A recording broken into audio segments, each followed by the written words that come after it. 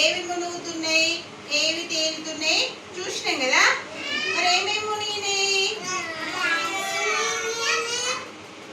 ఇప్పుడు ఈ లోపల నీళ్ళలో ఏమేమి ఉన్నాయి?